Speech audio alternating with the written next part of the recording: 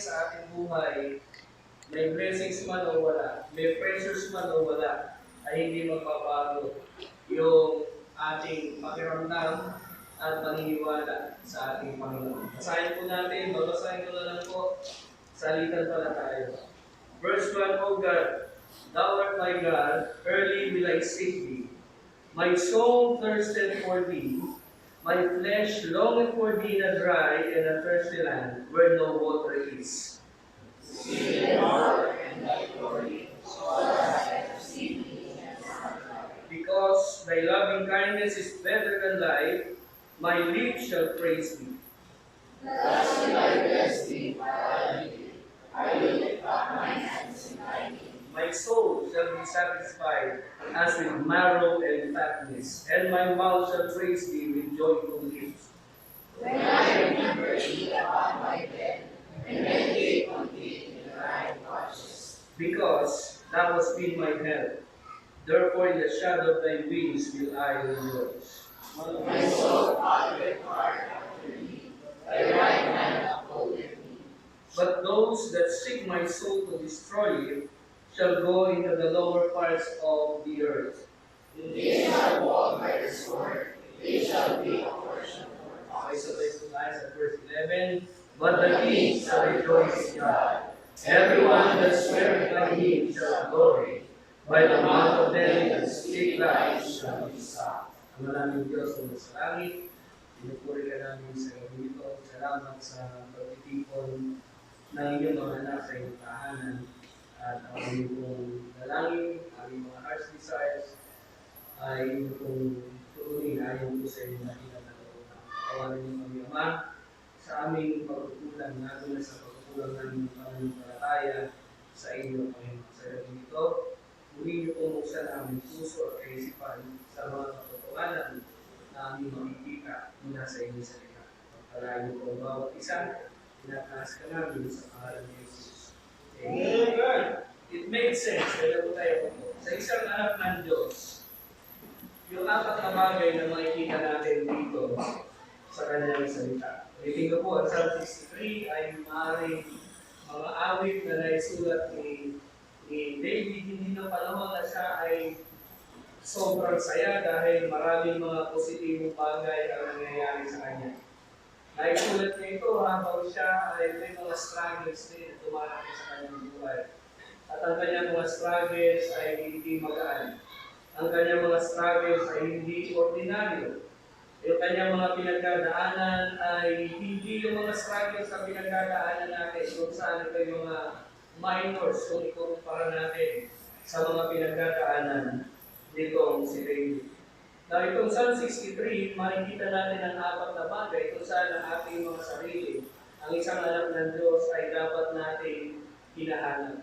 Mga bagay na dapat bilang anak ng Diyos, this is what we are feeling for sa ating Panginoon. Ito yung ating nararamdaman. Ito yung kondisyon ng ating puso. Ito yung kondisyon ng ating isip. Ito yung kondisyon ng ating diwa bilang mga anak ng Diyos. Tingnan natin sa verse 1, sabi ni David, O God, when we talk about God, itong God na panay capital yung letter, siguro sa Bible nyo, pero hindi na nakalagay, parang yung Lord na capital L-O-R-D, meaning siya ang Diyos na may lalang ng langit at lupa. Siya yung Almighty God. That speaks of God's power and might. Sabi niya, Thou art my God. Sinasabi dito ni David na ang Diyos niya, parang sa Psalm 115, hindi gawa sa kung saan lang, hindi yung Diyos na tinatawag ng mga hidden, kundi yung tunay na Diyos, yung buhay na Diyos. At sabi niya dito, early will I seek Thee. In other words, literally, maaga pa lang, gaano kaaga yung maaga, siguro mga 3 o'clock, 4 o'clock, 5 o'clock, gising na itong si David, at ang una niyang hinahanap, ang una niyang ninanais na mapaglayo sa pagising niya sa umaga ay ang Panginoon. Hindi siya hihinto sa pag-aaral ng law, hindi siya hihinto sa pananalangin hanggat hindi niya makita, mabanayagan yung mukha ng Panginoon. My soul thirsted for Thee. Number 1, ang unang dapat maging lagay o palagay ng ating mga sarili, ng ating mga kaluluwa, pagdating sa ating Panginoon, ay parang, sabi dito, my flesh longeth for thee in a dry and thirsty land where no water is. So he was in the wilderness.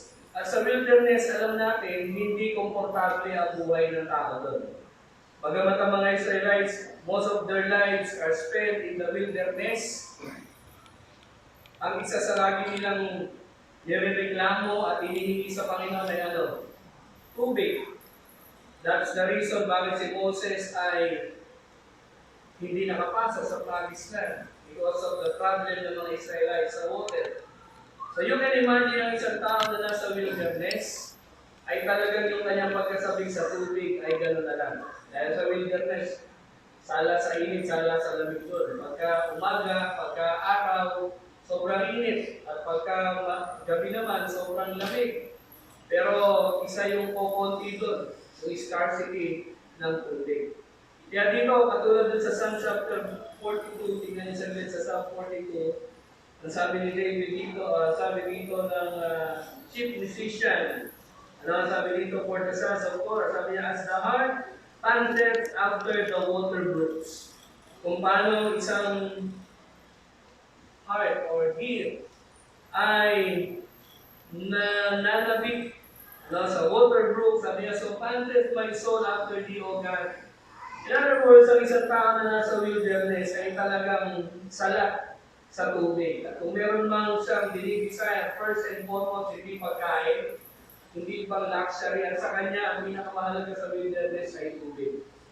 Sa buhay natin bilang mga mananampalataya, saan tayo nag-crave? Yun yung number one, our soul's craving. Yung hinahanap-hanap ng ating kaluluwa. Of course, maraming mga mananampalataya, maraming mga tao, what they search sa kanilang buhay. Katulad din ni Solomon.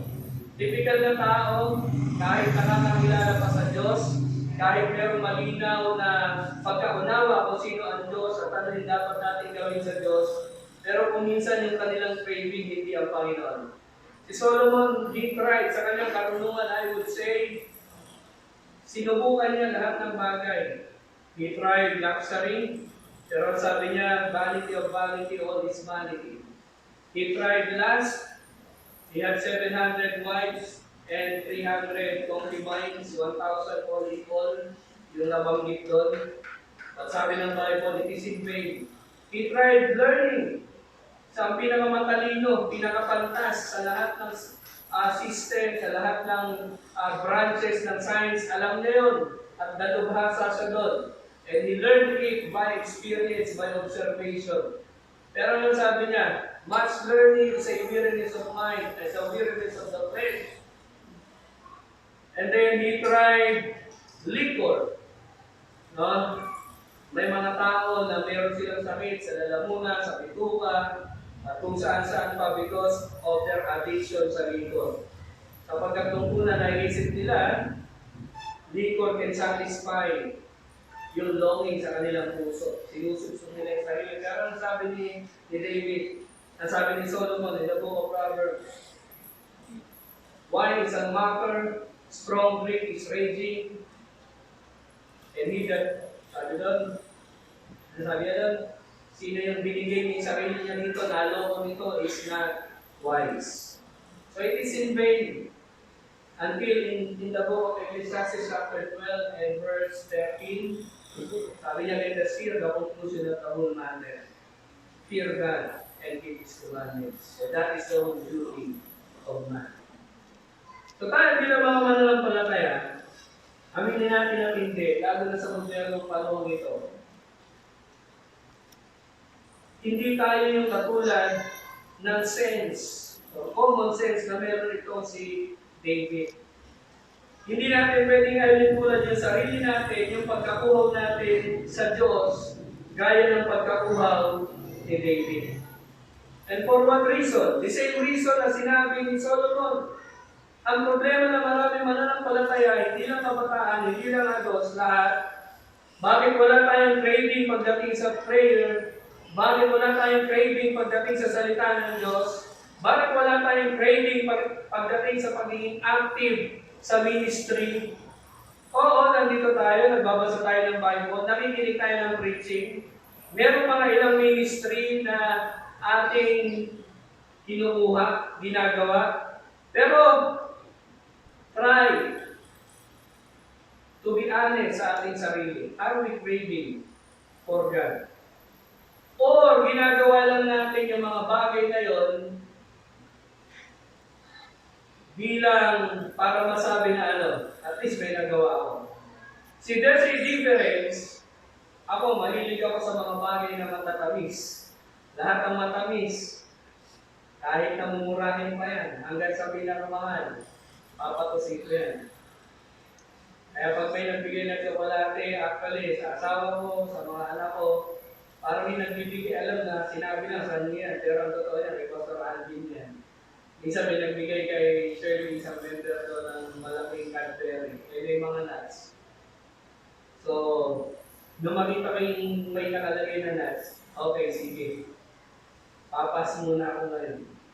Pero kagabi, simple lang naman yung mga pagkain na talagang pwede mo sabihin, konti, literally, naglalaway ako. Pag nakakita ko ng basta malinis lang. Hindi naman lahat ng isawan dyan, bibilang ko. Kung natitignan ko din nagluluto, ito ba hindi pinapapawisan na to, at malinis ba to? No? Medyo titignan mo din yun. Meron isa dyan, dati nagtitignan si Kuya na, ano ko yung pangalan. Ngayon wala na, kaya rin nawalan din ako ng gana dyan.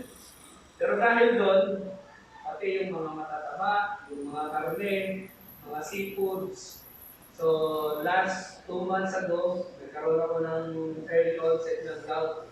Pero permanent na daw yun. Pagka nasobrahan ako sa mga bagay na gano'n, malamang babalik yan. Pag nagka-gout pala, at least 2 weeks, pinaka matagal, kahit umiinom ka pa ng pampatunaw ng mga uric acid na yan. So, nagkikrave ka doon, gusto mo yon, pero dahil may condition ka, pwede mo i-set aside. Pero tayo, pagdating sa Diyos, una, hindi makakasama natin sa atin kung tayo mag-crave sa Diyos at sa mga bagay sa Panginoon. Kaya walang limitasyon yan. Hindi natin pwedeng sabihin na pwede mo munang ihinto yung pag-crave mo kasi bawal, kasi makasasama. Hindi, kung pagkain yan, kung yan ay paggasta, kung yan ay gadget, kung ano mang bagay yan, bisyo, pwede mong ihinto. Pwede doon natin sabihin yung craving mo, huwag mo i-satisfy. Pero maraming mga mananampalataya ngayon, pag talagang i-assess natin na ating sarili, saan tayo nag-crave? Oo, tumitigil-tigil tayo ng salita ng Diyos, ma-attend tayo ng prayer meeting, nabibigay tayo ng ating offering, meron tayong ginagawa mga ministry. Pero enough ba yun? Para masabi natin yung sinabi ni David, "Early will I seek thee, my soul thirsteth for thee," at ang aking pagkakuha sa iyo ay parang isang tao na naghahanap ng tubig habang siya ay nandoon sa gitna ng ilang, sa gitna ng wilderness, kung saan walang tubig. In other words, itong taong ito, pinapakita niya na ang kahalagahan ng Diyos, gano'n ka katagal makasurvive ng walang tubig. Sabi nila, 7 days without food, you die. Pero si Jesus Christ, 40 days and 40 nights, nakaya niya yun. 3 days without water, you die. Pag nanonood kami ng yung alone, yung sa cable, meron yun yung survival. Hindi talaga pwedeng tumagal. More than 3 days ang isang tao na a single drop of water. Mamamatay talaga siya. Hindi pwede yun. So kaya kahit yung mga talagang may nakita lang siyang damo, huhukayin niya yun. At pag meron ng kahit isang palad ng tubig, kahit madumi pa yun, iinumin niya. Magkaroon lang ng liquid yung kanyang katawan. In other words, napaka-importante nun. We die pag hindi natin nagawa. Sana ganun din yung ating craving pagdating sa Panginoon. Na hindi natin tinitignan ito na parang isang bagay na kaya natin mag-survive. Sino sa inyo kaya nyo mag-survive nang walang tulong ng Diyos? Sino sa atin kaya natin mag-survive nang wala ang biyaya ng Panginoon? And yet, yung ating craving pagdating sa Panginoon, kulang na kulang. Bakit siya nag-crave sa Panginoon? Sabi niya sa verse 2, to see thy power and thy glory. So as I have seen thee in the sanctuary. Because of isa yung power and glory. Si David, most of his life na kanya spend, even sa pagkakataon po na siya ay nagkasala sa Panginoon. David is like us, he is not perfect. Nagkasala siya at isa sa kanyang kasalanan, nagbunga pa ng iba pang maraming kasalanan at nag-consequence ng problemang malaki at seryoso sa kanyang pamilya, sa kanyang mga anak, sa kanyang asawa, at eventually sa kaharian na pinagkatiwala sa kanya ng Panginoon. But even nung siya ay nagkasala, nandun siya sa proseso na naunawaan niya na yung kanyang kondisyon bilang nagkasala sa Diyos. Nung siya'y pinurek itong si Nathan, ano ang sabi niya doon sa Psalm 51, especially in verse 10? Sabi niya, create unto me a clean heart, and renew a right spirit within me. Sabi niya, restore unto me the joy of salvation. In other words, sa lahat ng mga naranasan ni David,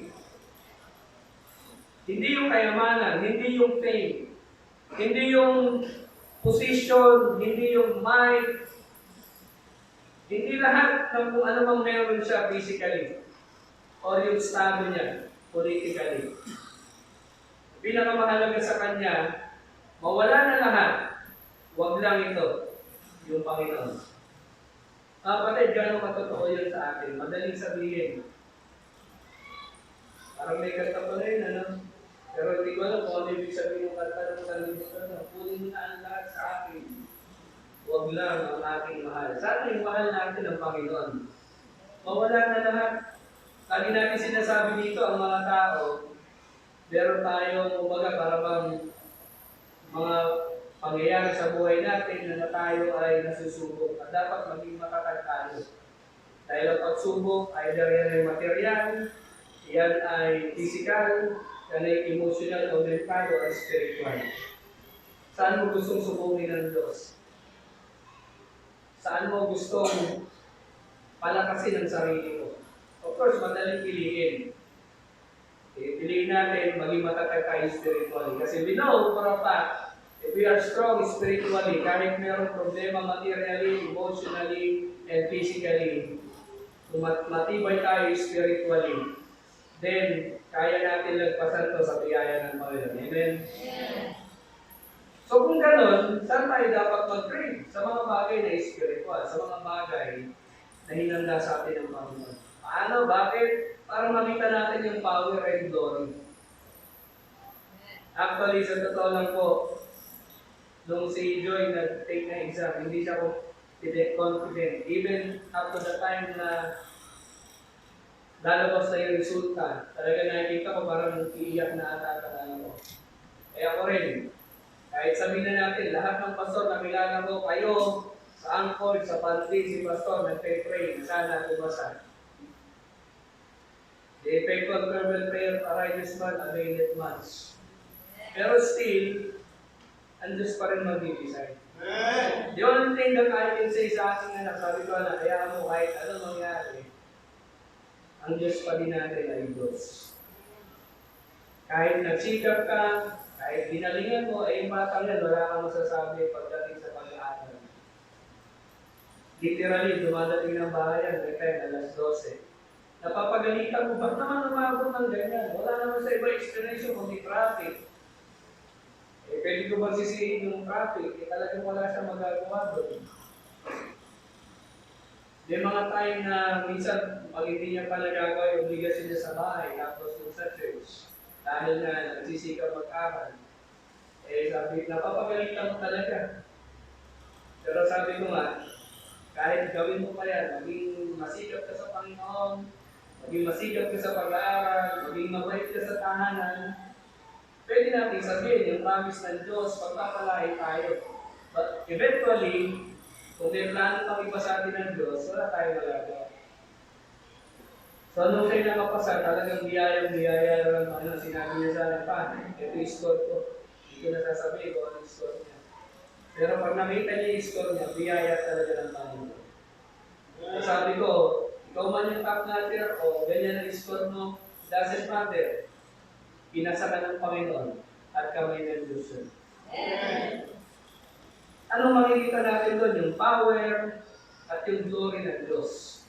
Kasi kung siguro tayo makakagawa ng mga dakilang bagay, kung makaka-fulfill tayo ng malaking trabaho or ministry or may magagawa tayo, we have somehow, somewhat, to be proud of ourselves. Kung minsan, nilalagay tayo ng Diyos sa mga sitwasyon na talagang nakikita mo wala akong magagawa, hindi ko control to. Maliban talagang ang Diyos gagawa dito, wala akong magagawa. Bakit? Sapagkat gusto ng Diyos, makita natin yung ating laki ng pangangailangan sa Kanya. When was the last time na ganun yung ating naramdaman? Na talagang nakita mo yung sarili mo. Kahit 200% ibigay mo yung talino mo, yung lakas mo, yung diskarte mo, na-realize mo kung hindi ito loloobin ng Diyos, hindi mangyayari sa'yo. O nakita mo yung dami ng pagkukulang mo, yung laki ng kahinaan mo, but eventually, yung isang bagay na hindi mo na ina-expect dahil na-realize mo nga yung pagkukulang ka, bibigay pa sa'yo ng Diyos. Ano yung message sa'yo ng Panginoon doon? Siya yung makapangyarihan, sa Kanya dapat mauwi yung glory. Mabait ang Diyos, sabi niya sa verse 3, because thy loving kindness is better than life. Pag pinag-usapan natin yung life, tanongin mo sa mga tao, sa typical na tao, kahit Kristiyano siya, pero hindi siya active at hindi siya lublob sa gawain ng Diyos. Tanongin mo, ano ang buhay? Ano ang buhay? Makarating ka sa iba't ibang lugar, magkaroon ka ng magandang at successful na business, magkaroon ka ng magandang bahay, gumanda yung impact mo ng inyong career. Yan ang buhay. Tapos Kristiyano ka pa. Kasi napakaliit ng ating pagtingin doon sa salitang pagiging Kristiyano. Hindi ba pwedeng ang basihan ng buhay ay yung katulad ng sinabi ni John kay Gaius? Brethren, beloved, I wish above all that thou mayest prosper and be in health. Base saan? Even as thy soul prospereth. In other words, sabi ni John, nakita ko yung prosperity mo spiritually. And I hope ma-match ng success mo sa buhay, ma-match ng physical health mo kung gaano ka successful spiritually. Yun ang sinasabi dito, thy loving kindness is better than life. Kaya marami sa atin, na ang buhay natin, wala naman dun sa, sabi natin, yung class A na buhay. Nandun lang tayo sa pagkakataon na nakapamerienda tayo ng minsan isa, dalawa, nakapabili tayo minsan ng bago, pero hindi yung sobrang mamahalin. Pero nararamdaman natin, sure tayo na ang Diyos ay napakabuti sa atin. At yung mga bagay na meron tayo, hindi pilit na napunta sa atin. Hindi natin sobrang ilubos yung oras natin doon na dapat sa Panginoon. Hindi natin ilubos yung ating pera doon na dapat binigay natin sa gawain ng Diyos. Yung bang nakagawa tayo nauna natin yung gawain ng Diyos, but at the same time, pinapadama sa atin ng Diyos yung kanyang kabutihan. Yun ang buhay.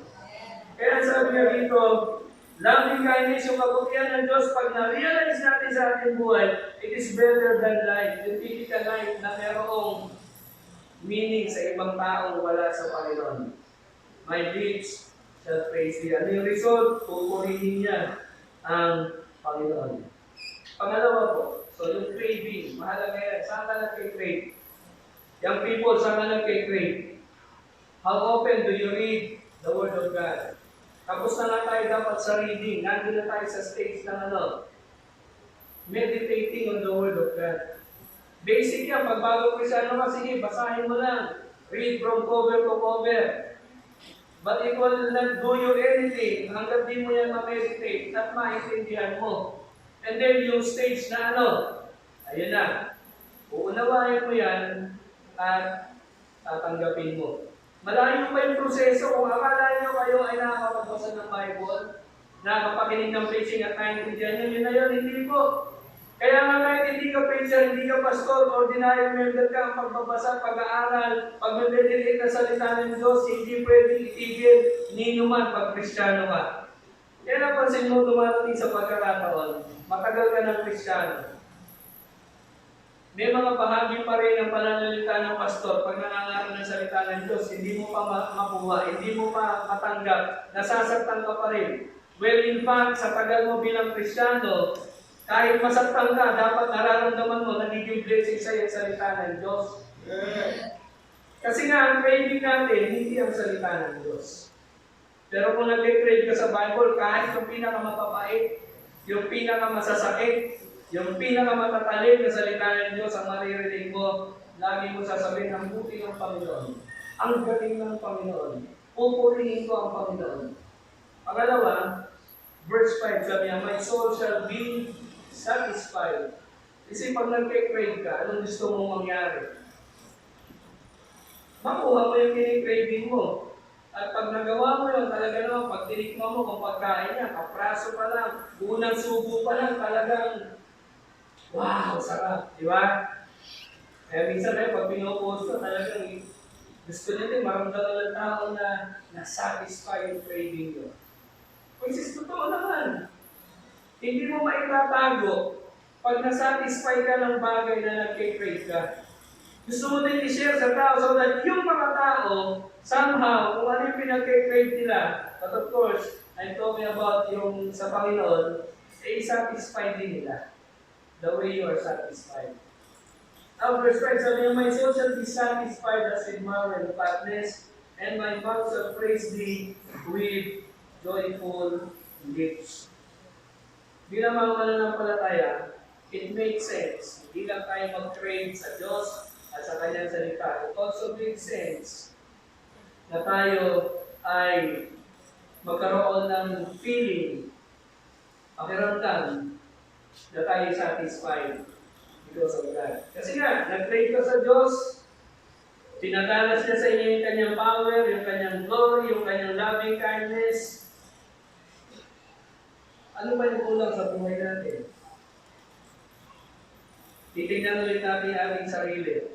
Ano yung magpapa-feeling content or satisfied natin? Hanggang kailan natin masasabi na kung anong aming pinagsisikapan ngayon, material man yan, o weight man yan, kasi uso ngayon yung mga keto, kung ano tawag ko, diet. Ako sinusubukan ko, 2 araw lang tinatagal ko eh. O kasi pag nagbisita ka, kahit turon lang ibibigay sa'yo, hindi mo pwedeng hindi kainin. Sabi ng Bible, whatsoever ay inilagay sa'yo, kainin mo yan, huwag ka magtatanong. Huwag mo sasabihin, diet po ako eh. Kasi baka ma-misunderstood pa ng mga tao, pastor, kung ganyan lang, hindi mo nakakainin. Yun yung prinsipyo doon eh. Mga tao, mga Kristiyano, huwag naman sana tayo umabot dun sa papapalit pa tayo ng kung ano-anong bahagi ng katawan natin. Okay na yun, paglutag-luta, bili ka ng sapon. Sa akin, may nagkakanta, binigyan ako ng sapon, wala itim, may charcoal daw yun. Sige lang, gagamitin ko yan. At ako pumuti dyan, eh, instant ano ka ngayon. Ako, maano yun sa'yo, matatawagan. Ako commercialize sa room, makikita yan. Dahil walang tao sa nakakakilala sa akin na hindi alam na ako ay ganito ang kulay kung maulit ba. So pag kumusyaw ako ng konti, saka natin ano yun. Pero masisira mga sabon sa akin. Alagay ko lang. So contented na ako sa aking kulay. Pagdating naman sa langit, alagay ko naman, hindi ako ganito kapangit o ganito kaitim ang kulay ko. We shall be changed. You see, pag tayo bilang alam ng Diyos, sa pinakamaliit na bagay, nabibigyan mo ng ano eh.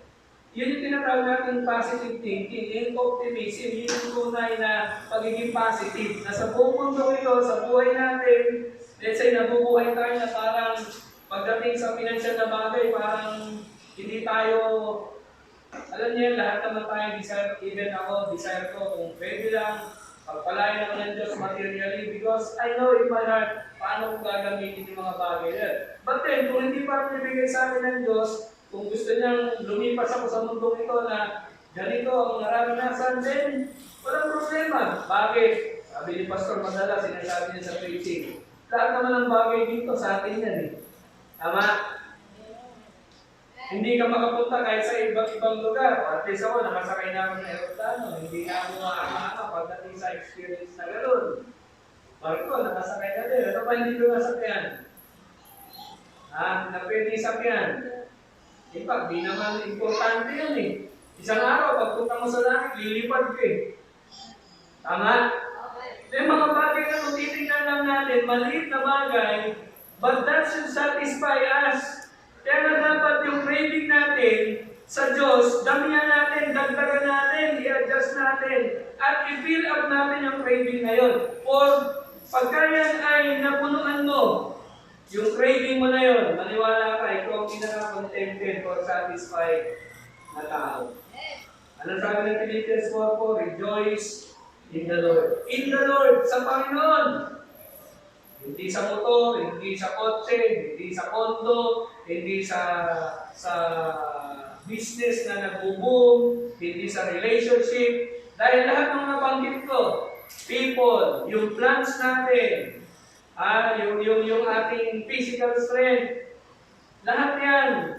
At any given time, pag ginusto ng Diyos, pwede niyang kantiin yan. Pero one thing mag-a-abide, hindi tayo iwanan ang Panginoon. Kaya huwag tayong magkakamali. Yung ating isip, ating puso, lagi nakasentro sa person na ating Panginoon. Pangatlo po, so yung craving ang Panginoon. Sapagkat pag na-fill up natin yung cravings natin, puso, andun yung satisfaction. Kaya sabi nung kanta, di ba, paborito ni Pastor, the world will try to satisfy that longing in your soul. Pwede mong i-try lahat ng mga bagay. Pero nothing can satisfy your soul. Only Jesus can fill doon sa hole na kulang o kuwang sa ating puso. Anak ka ng Diyos, Pastor, in other words, pag anak ka ba ng Diyos, yung empty hole ba, yung empty vacuum ba doon sa puso mo, fill up na yun. Di pa rin, andyan ang Panginoon, pero once na hindi mo din ginawa, hindi ka din nag-crave sa Diyos, hindi mo pinursu ang Panginoon, ating yung third point na to, yung ating hinahabol, yung ating hinahanap, yung ating pinaprioritize, it makes sense. Yung ating kaluluwa, i-chase ang Panginoon. Tingnan niyo po sa verse 8. Because thou hast been my help, therefore in the shadow of thy wings will I rejoice. Verse 8. My soul followeth hard. You see that? Hindi lang siya sumusunod. Kundi paano siya sumunod? Followeth hard. Hindi to ordinaryong paatay natin nga ng church. Hindi to ordinaryong pabuklat-buklat ng Bible. Hindi to ordinaryong pabigay-bigay sa gawain ng Diyos. Hindi to ordinaryong paglilingkod sa Panginoon. Yung pagsunod sa Panginoon dito, para kay David. He is not called a man after God's own heart for nothing. He is called a man after God's own heart. Kasi kung talagang bubuksan mo ang puso, ang isip, ang diwa ni David, wala kang ibang makikita. Punong-puno yun ng Panginoon. Mabilis na lesson, yung tao nga punong-puno na ng ang isip, ang diwa, ang puso ng Panginoon. Ano pa nangyayari? Pag meron isang Batsiba, ano nangyayari? Nasa sidetrack pa eh. Ilang Batsiba ang meron sa isip, sa diwa, sa puso natin na nagiging kontra sa Diyos. Si David, yun lang yung naging problema niya.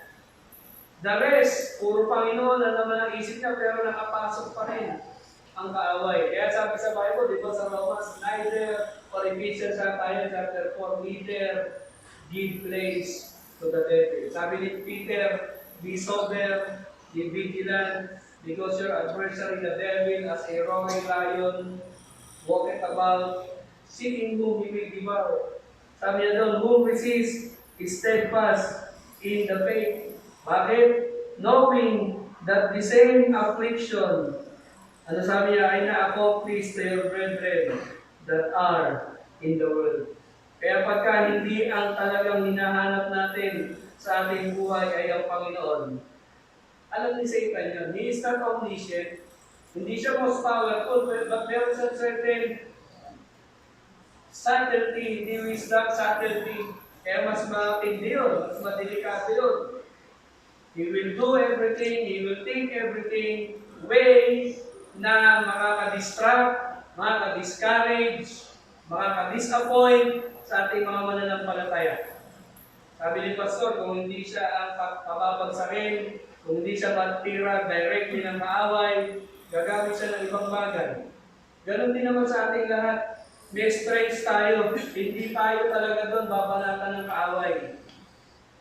Ang hinahanap ng kaaway sa buhay natin, o may kinalaman sa buhay natin at paglilingkod sa Panginoon, yung weakest points, yung weakest link sa ating pagkatao. Kaya mga kapatid, kung hindi tayo laging sober and vigilant, hindi tayo laging nakamasid, hindi natin chinecheck ang ating sarili on a daily basis, kung ano pinupurso natin, pagmulat ng mata mo, ano pinupurso mo? Pagmulat ng mata mo, ano agad ang iniisip mo? Ang Diyos ba agad ang unang lalabas sa bibig mo? Ang salita ba ng Diyos ang unang mong titignan? You see, hindi mo kailangan maging so spiritual para gawin yung basic na yun. And yet, if you fail to accomplish yung importante, yung basic things sa Christian life sa umaga, you have a whole day. That is why you are messing up sa maraming bagay sa buhay mo for the whole day because you fail to find yung kaaway doon sa pinaka-importanting labanan, yung prayer doon sa umaga. Chase after God. Sabi niya dito, my soul followeth hard after thee. Madali ba para kay David sumunod sa Diyos? Kung tatanungin niyo si David, madali pa sa kanya mag-alaga ng tupa. Madali pa kaawa yung mga lion, yung mga wolves, yung mga snakes, yung mga bandito, pagtanggol yung mga sheep, patugtog-tugtog siya ng harp, habang inaalagaan ng sheep, mas madali pa yun. Kesa yung sumunod sa Diyos na maging hari ng isang napakatigas na ulong bansa. Plus bago mo makuha yung kaharian, meron isang hari na ayaw kumawala. Rejected na siya ng Panginoon, pero ayaw pang iwanan yung trono. Mahirap para kay David yung ganong sitwasyon. Mahirap para kay David yung isang beses habang ginagawa nila yung cause ng Panginoon, pag uwi nila dun sa kanilang kampo, yung kanilang pamilya, yung mga asawa ng kanilang sundalo, natangay na ng tulisan. Mahirap para kay David na makita yung kanyang mga kakampi na kailan lang nagbubunyi sila kasi binigyan sila ng Panginoon ng victory. Tinataas siya bilang napakagaling na leader. Pag-uwi, nung makita yung sitwasyon na yun, piling niya, papatayin niya siya ng mga tao yun. Anong ginawa ni David? And David comforted himself in the Lord. You see, doon mo makikita yung puso ni David. He is craving for God. He is contented with what God has given him. That is why he continues chasing after God. Kahit mahirap, he followeth hard after thee, thy right hand upholdeth me. Alam natin when we talk about yung expression na right hand, it is the power, the seat of power. Andun yung kapangyarihan ng Diyos. But those that seek my soul to destroy it shall go down into the lower parts of the earth.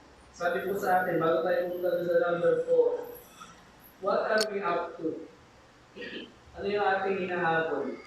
At ano yung ating pinupursu? Ano yung ating binibigyan? Kasi kung ano yung pinupursu mo, kung yan ang iyong dream, siyempre diyan ka mag-spend ng mas maraming time. Diyan ka mag-spend ng maraming energy. Diyan ka mag-spend ng maraming salapit at talento. Kaya dito pinakita sa atin ni David yung tamang principle. Follow after God. Chase after God. Prioritize God. Paring sa atin, ang Diyos ka, first sa ating buhay. Second, kung ano man, bahala na kayo. Pero ang tanong dito, first ang Diyos, gano'ng kalayo yung sumusunod sa Kanya. Baka naman ang distansya ng Diyos doon sa second sa buhay natin, kapirambot lang. Isang kalabit lang sa iyo na ma-overtake ka na ang Panginoon. That is not the case kay David. David followed hard after God. Kaya, Sabi sa atin sa Matthew 6:33, seek ye first the kingdom of God and His righteousness, or the will of God and His righteousness. At yung mga bagay that we are up to, typically, yung education, yung pagkatapos sa edukasyon, yung paghahanap ng tamang karir, yung pag-pursue ng ating dreams, yung pag-provide at pag-settle sa ating family. Hindi mo trabaho yan, sa totoo lang. Kanina trabaho ko lahat. Sabi ng Matthew 6:33, ang trabaho natin bilang anak ng Diyos, pursue after God. Prioritize God sa buhay natin, and He will do kung ano yung pinapangarap natin para sa sarili natin, para sa ating pamilya, para sa ating career. Di ba kayo naniniwala sa salita ng Diyos? Madali lang ito, Matthew 6:33, pero yung ibuhay yung Matthew 6:33, marami sa atin, kung hindi man tayo lahat, wala tayo dun sa kalahati. Because somehow, some way, lumalabas ang priority natin, hindi ang Diyos. Walang masama na gawin natin yung mga bagay na yan. But again, first things first. Sabi ng Bible, seek ye first the kingdom of God. And lastly, verses 9 and 10. Sabi yan, those that seek my soul to destroy you. Meron yan, marami yan. Sa panahon natin, talagang umumatin kami ni Pastor Nakam. Alam ko na yung science ng creation, nagpo-prove na talagang totoo ang existence ng Diyos. Pero nung in-explain sa amin yun for 3 days, sabi ko, galing talaga ng Bible. Galing talaga ng Diyos. Kung meron mga magaling na evolutionist, na mga atheists, kasi pag nanood ka ng television, kahit yung simple National Geographic, magbasa ka ng mga Time Magazine, makikita mo sa mga pictures nila. Meron pa ng mga Kristyano naniniwala na yung Ice Age, millions of years ago eh. May mga naniniwala na yung dinosaur lives 4 billion years ago eh. Pero kung talagang doon, makikita mo ang hindi tinuturo ng science sa television, sa magazine, at sa internet na nakikita ng mga college student, mga high school students, grade school students, mga science books na nakikita sa picture ng mga anak natin, maliliit na hakbang ni Satan para ilayo yung isip ng tao, ng mga bata ngayon sa katotohanan. Pero pag titignan mo talaga, napakasatil ng kaaway. Isipin mo, ganun pala epekto nun. Marami tayong kaaway, pero ang hindi ang kaaway natin na sigurado, yung isa't isa, hindi ko tayo magkakaaway dito. Hindi natin kaaway ating pastor. Kung pastor ka, hindi mo din kaaway ang kapwa mo pastor. Kundi yung, sabihin natin, yung prinsipyo, marami tayong kaaway. Ang ating labanan ay spiritual. Kasama yung doctrinal, kasama yung mga kung anong mga bagay yan. Sabi dito, yung mga kaaway niya, sabi niya, those that seek my soul. Literally hinahabol siya para patayin. Kasi nga, alam niya, siya yung kasunod, maging hari eh. So para hindi mangyari yun, mawala ka, o para yung hari at yung soul. Pero sabi niya, to destroy it. Alala lang natin, si David, he has a perfect time, perfect chance, binigay sa kanya para kunin yung buhay. Remember na sila Saul pursuing after David. Isang gabi, nandun sila sa camp, natutulog, pumunta si David, yung kanyang general. Ando na sila, nakatayo na siya kaya ni Saul. Sabi ng ngayon din, patay na natin to. Sabi niya, hindi ko pwedeng i-touch ang Lord's anointed. Rather, pumila siya ng damit at kinuha niya nilagyan ng tubig. Pinakita niya, Saul, I had a great chance of killing you and take over yung pagiging hari. He was so humble, he was so patient, he was so wise in dealing with his enemies. Dapat ganun din tayo. Kung meron na tayong dapat babantayan, hindi yung kapatid mo nagsasaksi, hindi yung kapatid mo bumabagsak, at pagkatapos pag bumagsak, pagkatawanan mo, at pag umaangat, Maingit ka, hindi. Ang babantayan mo dito yung gawa ng kaaway sa buhay natin. Ang tunay na kaaway natin. Alam naman natin yan, tatlong si Satan is already defeated po. Talunan na siya, John 16. And in the book of Revelation, we know his final destination. Ano mangyayari sa kanya? Humanly speaking, parang dapat maawa ka pa mga kay Satan. Ito pala mangyayari sa kanya. Huwag mong kampihan ng kaaway. Satan is Satan. Bagaman siya defeated po, ang picture niya, sabi ng ibang mga pastor ay nakalagay sa cage at wala nang magagawa sa'yo. Pero, be careful. Pag dumikit ka din dun sa cage, hindi lang naman siya mayroong pangil, meron din siya to. Pwede ka pa niya hindi masaktan. So, be careful. Kaya sabi, neither give place to the devil. Pangalawa, yung sensuality or yung system ng sanlibutan. Ano yung pinaka-delikadong sistema ng sanlibutan, yung pag-put up, I would say, ni Satan ng maraming mga religious organizations. Nakala mo, pag tinignan mo, harmless. Kasi may Bible, minsan nga, King James pa gamit, katulad nung nagpa-stop ng Lincoln, King James yung gamit nun eh. Saka yung isang mahilig makipag-debate, mahilig sumagot ng tanong, maraming beses King James din gamit to, yung totoong word of God.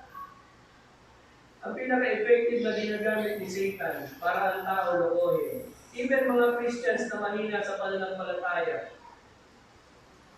Kasi sa mga unsaved, ang gusto ni Satan, huwag makarating sa katotohanan at kaligtasan. Doon naman sa mga ligtas na, bago palang ligtas, ang gusto ni Satan, hindi niya na makukuha yung kaluluwa natin, hindi niya na tayo makukuha sa poder ng Panginoon. But He can stop us na maging spiritual and become effective and become of use sa Panginoon. Kaya pansinin mo yung sarili mo. Tingnan mo, tanongin mo yung sarili ko, tanongin mo yung sarili mo. Huwag mong tanongin yung kapatid mo. Ikaw, sarili mo, tanong mo sa sarili mo. Ako ba'y nagagamit ng Diyos? The way gusto ng Diyos ako yung magamit. Ulitin ko pwede tayo nasa church, pwede tayo nagbibigay, pwede tayo nagpe-pray, pwede tayo nagbabasa ng Bible. Pero yun na ba yun? Yun na yun? Dahil kung hindi, madali tayo masalo ng kaaway. Pero number 4, nasabi ko yung number 4. Okay, number 4, yung comfort. Meron tayong comfort. Ano sabi ng Diyos? Marami kang kaaway. Nandiyan si Satan, nandiyan yung system ng mundo. Pero sino greatest enemy ng Christian? Hindi si Satan. Hindi ang system ng mundo. Sino? Inglesin mo man ang Tagalogin, letter S pa rin yun. Self o sarili mo. Kaya madalas manalamin ka. Hindi yung salamin malamig ka na, yung salamin ng salita ng Diyos. Huwag mo ikumpara yung sarili mo sa ibang Kristiyano. Pwede kang bumaba ang tingin mo sa sarili mo o pwede tumaas ang tingin mo sa sarili mo. Tumingin tayo sa salamin ng salita ng Diyos. Dahil dito papakita sa atin kung ano talaga yung itsura natin, kung ano yung improvement na dapat natin makita. At kung meron tayong mga kaaway, at pinakamatinding kaaway natin yung sarili natin, hindi tayo magdadamay ng iba. At kung mapagtagumpayan natin yan, again, alas tatlo lang naman yan, si Satan, yung system ng mundo, o yung ating sarili. Nonetheless, we have comfort. Yung comfort na isang araw, lahat ng enemies na to will be subject sa Panginoon. Hindi sa atin, sa Panginoon. Shall go into the lower parts of the earth, they shall fall by the sword, they shall be a portion for foxes, but the king, is referring to himself, shall rejoice in God. Everyone that swears by him shall glory, but the mouth of them that speak lies shall be stopped. So it's a comforting thing para sa akin. Pagamat maraming mga tao, maraming sitwasyon, ay sa pang form ng kaaway natin, ito nga, yung minsan kahirapan, yung sakit, yung slanders, maraming pang bagay sa mundo ito. Ginagamit ng kaaway, mga devices that Satan is using against us. Buti na lang, sabi ni Paul, salamat, we are not ignorant of these devices. Once you notice itong mga bagay na to na ating kinakaharap ay pwedeng gamitin ni Satan. Mga kapatid, maging alerto na tayo. At the same time, let's take comfort from the Word of God. Kahit gaano katindi yung challenges, kahit gaano katindi yung temptation, pwede tayong umasa sa Panginoon. Our enemies shall fail. Those that seek my soul shall to destroy it shall go into the lower part of the earth. In other words, we can be victorious. Dahil yan ang sabi ng Panginoon sa kanyang salita. Sabi ni Paul in the book of Romans chapter 8, we are more than conquerors through Him that loved us. Sabi din ni John sa book of 1 John, marami siya sinabi doon, pero meron isang sinabi doon na ano natin sabi niya doon? About overcoming the world. We are overcomers. No? We have overcome them or him that is in the world. Overcomers po tayo. Kaya huwag tayong malungkot, huwag tayong ma-down, huwag tayong ma-discourage simply because may mga ganitong bagay. We can take comfort sa mga pangako at salita ng Diyos. Again, it makes sense na ating kaluluwa mag-crave sa Diyos. It makes sense na makahanap tayo ng contentment sa Diyos natin. It makes sense na hinahanap ng isang tunay na mananampalataya ang kanyang what he's chasing or following after or pursuing after ay ang Diyos. And it makes sense na after meron ka ng tatlong bagay na yun, kahit anong mangyari sa iyo ngayon, kaharapin mo, you can take comfort from the Word of God. That God will always be there. He will fight the battles and win the battles for you. Ay pinalangin ng ilang Diyos, salamat sa iyong salita. Salamat Panginoon sa biyaya at kayamanan ng salita na kami pong naging pagpapala sa aming buhay. Nagiging kalakasan, nagiging comfort, nagiging paalala sa aming buhay. Tawarin niyo po kami sa dami na aming pagkukulang sa inyo. At turuan mo po kami madagdagan ang aming pong pagnanais, pananaping Panginoon sa inyo at sa inyo salita. Salamat po ng marami. Hindi aming dalawin sa pangalan ni Jesus. Amen.